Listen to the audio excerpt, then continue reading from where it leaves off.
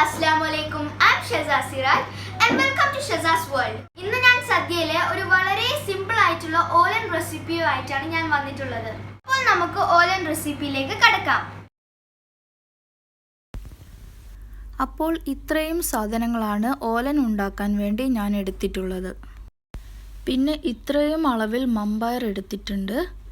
പിന്നെ നമുക്ക് വേണ്ടത് ഒരു കഷ്ണം മത്തനാണ്. നമുക്ക് പയറിൻ്റെ അളവിനേക്കാളും കൂടുതൽ വേണം മത്തൻ എടുക്കാൻ. ഇളവൻ യൂസ് ചെയ്തിട്ട് നമുക്ക് ഓലൻ ഉണ്ടാക്കാം.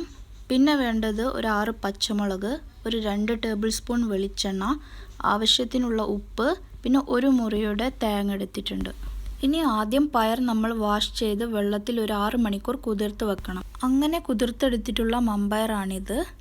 ഇനി നമുക്ക് മത്തൻ ഒന്ന് ചെറുതായി കട്ട് ചെയ്തെടുക്കണം. ഓക്കെ, ഇപ്പോൾ മത്തൻ ഇതുപോലെ ചെറുതായി കട്ട് ചെയ്തെടുത്തിട്ടുണ്ട്.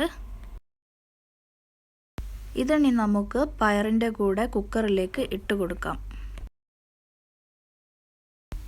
ഞാനിവിടെ പയർ കുതിർത്തി എടുത്തിട്ടുള്ള വെള്ളം തന്നെയാണ് എടുക്കുന്നത്. നമുക്കിതിലേക്ക് കുറച്ചുകൂടെ വെള്ളം ഒഴിച്ചു കൊടുക്കണം. കുതിർത്തെടുത്തിട്ടുള്ള പയറായതുകൊണ്ട് നമുക്ക് മത്തനും പയറും ഒരുപോലെ തന്നെ കുക്കായി കിട്ടും. ഇത്രയും അളവിലാണ് വെള്ളം ഒഴിക്കേണ്ടത്. ഇനി നമുക്ക് ഇതിലേക്ക് ആവശ്യത്തിനുള്ള ഉപ്പും കൂടെ ആഡ് ചെയ്ത് കൊടുക്കാം. പച്ചമുളക് കട്ട് ചെയ്തതും കൂടെ ആഡ് ചെയ്ത് നല്ലപോലെ ഒന്ന് മിക്സ് ചെയ്ത് കൊടുക്കണം. എന്നിട്ടിത് കവർ ചെയ്ത് കുക്ക് ചെയ്യണം.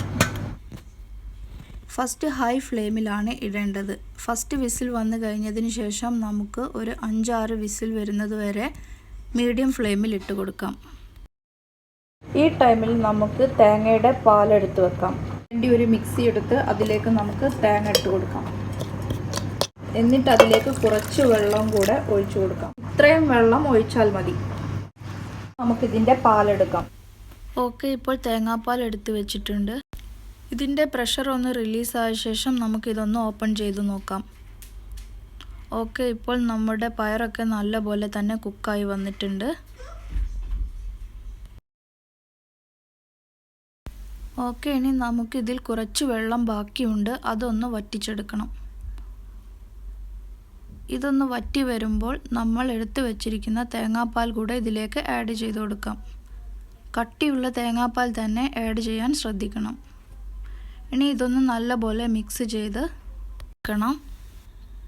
ലോ ഫ്ലെയിമിലിട്ടിട്ടാണ് തേങ്ങാപ്പാൽ ഒഴിക്കേണ്ടത്. ഇനി ഇതിലേക്ക് നമുക്ക് കുറച്ച് കറി ലീവ്സ് കൂടെ ഇട്ട് കൊടുക്കാം. ഇനി ഒന്ന് തിളച്ചു തുടങ്ങുമ്പോൾ നമുക്ക് ഫ്ലെയിം ഓഫ് ചെയ്യാം. ഇനി വെളിച്ചെണ്ണ കൂടെ അതിലേക്ക് ആഡ് ചെയ്ത ശേഷം നല്ലപോലെ ഒന്ന് മിക്സ് ചെയ്ത് നമുക്ക് സെർവിങ് ഡിഷിലേക്ക് മാറ്റാം. ഓക്കെ ഫ്രണ്ട്സ്, നമ്മുടെ ടേസ്റ്റി ആയിട്ടുള്ള ഓലൻ കറി ഇവിടെ റെഡി ആയിട്ടുണ്ട്. ഓക്കെ, നമ്മുടെ ടേസ്റ്റി ആയിട്ടുള്ള ഓലൻ എല്ലാവരും ട്രൈ ചെയ്ത് നോക്കണം. ഓക്കെ, എല്ലാവരും പറയുന്നത് പോലെ ലൈക്ക് ചെയ്യണം, സബ്സ്ക്രൈബ് ചെയ്യണം, കൂടെ കമന്റ് അറിയിക്കാനും മറക്കല്ലേ. See you in our next video. Until then, bye bye.